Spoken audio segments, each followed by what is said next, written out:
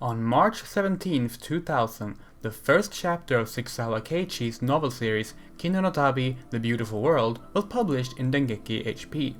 In it, we meet a child, possibly in their early teens, traveling with their talking motorcycle. The child's name is Kino. They're a traveler. They're armed and their vehicle companion is called a motorrad. His name is Hermes. At this time, this is all we know about Kino. Everything else is deliberately kept ambiguous and vague. Their exact age, their eye color, their gender, and their past is all in the dark for the reader, as it is not important to the story being told.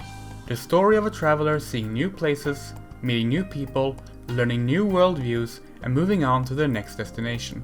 While the illustrations by Kuroboshi Kohaku give us some hint to Kino's appearance, the stylized drawings and Kino's androgynous appearance means we still can't define that much about them beyond what little the text has given us. It's not until the 4th chapter, Coliseum Avengers, that we get our first hint about how Kino identify in terms of gender. Later in the same chapter, Kino is spoken to by a contestant at the titular Coliseum who suggests that they're a girl. Once more, Kino responds the same way. Finishing the chapter, there's two ways to read Kino's responses. One might think that Kino is upset at being treated like a child, as both instances involve them being referred to as one would a kid. The other reading is that Kino rejects being gendered as either a boy or a girl, and wishes to just be seen as Kino, no gender involved.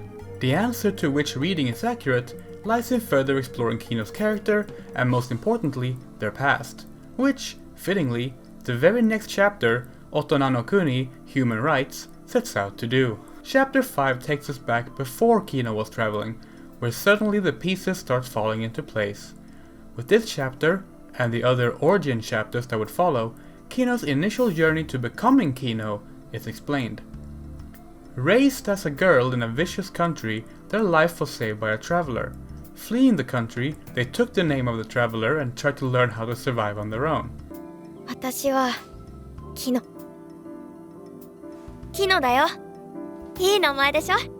Being taken in by a mysterious old lady called Master, Kino started to learn how to survive in the wild and how to use weapons. Kino begins finding themselves, they begin practicing to speak in a more masculine manner.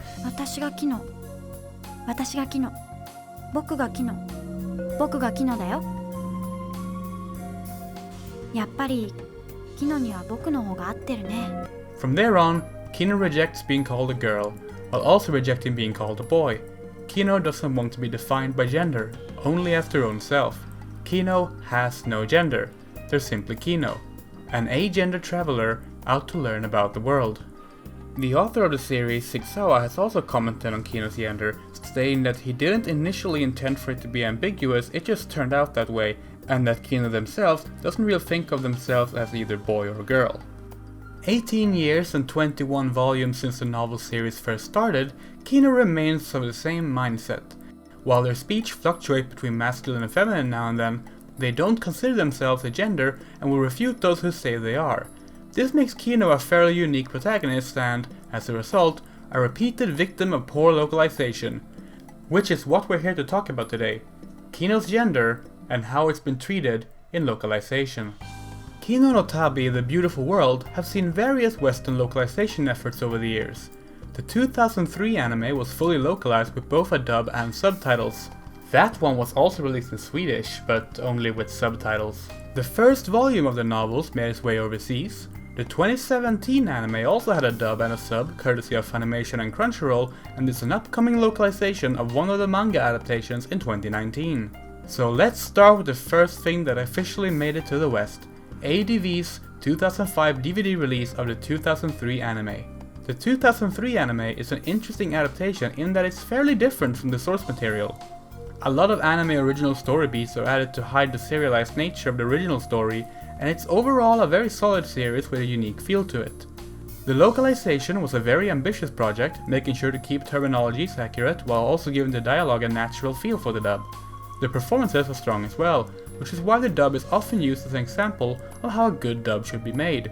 I'm not the kind of traveler who goes around plotting paths where they don't already exist, Hermes. Sadly, the ADV localization did not follow through with Kino's lack of a gender. despite keeping lines where Kino protests against being gendered.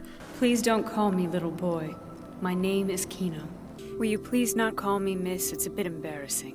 Kino is consistently referred to with she/her pronouns without comment, and it laid the groundwork for the misconceptions of the character in the West that would follow.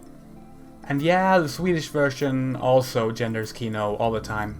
A year later, in 2006, Tokyopop published an English version of the first light novel volume. For whatever reason, they decided to call it Kino no Tabi in the West, rather than Kino's Journey, or even the proposed title by Dengeki themselves, Kino's Travels. They also changed the cover art from Kuroboshi's artwork to a cover that gives a newcomer no context to what the series is about. If only those were the worst things about the release. Tokyopop's Kino no Tabi doesn't just gender Kino as a girl, it completely rewrites the narrative. It starts by rearranging the chapters so that Kino's backstory comes first, thus establishing their assigned birth gender before you've gotten to know their character at all. Kino is no longer purposefully androgynous, showing off their feminine side to not be called a boy by others. They also added one-liners and rewrote character exchanges, like this moment from the chapter Coliseum Avengers, where a lady flirts with Kino, which was changed to her asking to adopt Kino as her child, to which Kino responds, "No thanks, one mother was enough for me." Characters that didn't have names for thematic reasons have been given names, artwork has been removed from the chapters. It's just one big mess of a localization that no one should ever have to read, as it will give a completely inaccurate picture of the franchise. It was so bad that Tokyopop seemingly lost the license to the series before the second volume was published. Today, the first volume is rather expensive and rare as a result. It's probably one of the worst localizations I've ever seen, and it's probably the reason we won't ever see a new localization of the light novels. It would take a full 11 years before we saw any Kino no Tabi localization in the West again. During these years there was a fan effort to translate the light novels for English readers, which was well intended but sadly was based on the previous two localizations in terms of understanding of the series, which means almost every fan translated version of Kino no Tabi genders Kino as a girl despite their protests. Although I should note, there has been a more recent fan translation that doesn't do this, that actually retranslates the first volume of the light novel as well. So, that's good. All of this takes us to 2017 and the second anime series, localized and distributed in the West by Crunchyroll and Funimation. There was a clear confusion regarding Kino's gender within the official PR channels. Kino would be referred to as a boy or a girl depending on what PR series summary you were reading, and there was no real consistency. The first episode released on Crunchyroll, in the subtitles of the episode, Hermes called Kino a boy. This was when me and others started writing to Crunchyroll about the inconsistent and inaccurate gendering of Kino's character. For the next few weeks and episodes, gendering of Kino would continue in its inconsistent ways, and it seemed Crunchyroll had no interest in listening to the fans asking them to please fix these things. Until suddenly, to everyone's surprise, Crunchyroll updated both the subtitles and the episode descriptions of the series. Kino was no longer gendered, outside of characters directly misgendering them, and there was an obvious effort made to respect the text of the series. For the first time ever, we had a Kino no Tabi localization that respected Kino's lack of a gender. Funimation's dub was another pleasant surprise as it kept Kino genderless. It had other issues, such as replacing terminology like motorrad and persuader with motorcycle and gun, but even these errors were fixed in the unrated re-release and the Blu-ray release from last month. I'm very happy to say that while the localization of the 2017 series was not perfect, it's easily the best one we've seen to date. Even so, it required a lot of fighting on the part of fans, and we don't know yet if future releases will respect this last piece of good effort on understanding Kino's character or not. Crunchyroll have been pretty bad about sticking to not gendering Kino in articles and write-ups for the series, and their localization of the Kino no Tabi event in the Is It Wrong to Pick Up Girls in a Dungeon app game called Kino a girl as well. Next year, Vertical Comics is putting out the Shinomiya Iruka manga adaptation of the series in English, and I've tried to find out if they're sticking to Kino not having a gender or not, but they've sadly not responded to me. Similarly, Sentai Filmworks are putting out the ADV release of the 2003 anime on Blu-ray next year, but they've yet to state if the subtitles have been altered to respect Kino's gender or not. I'm not expecting them to change the dub, that would be a bit much to ask. The reason we've had these problems in older localizations come down to a few different things.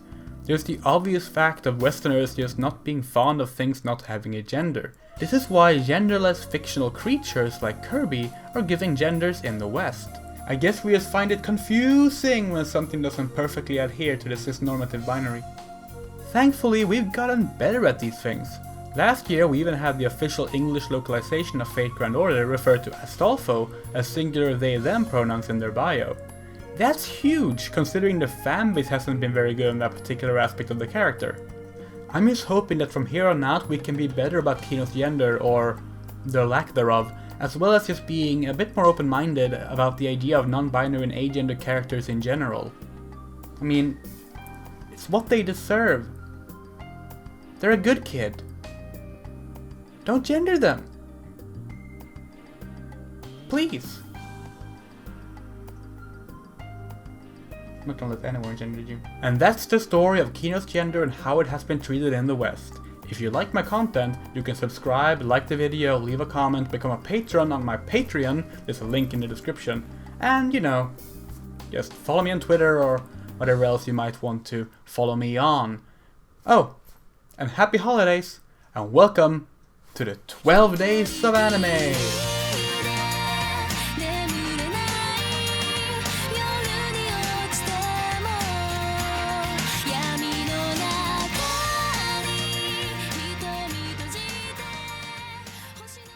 I actually have like Kino no Tabi trading cards because I'm a complete fucking nerd.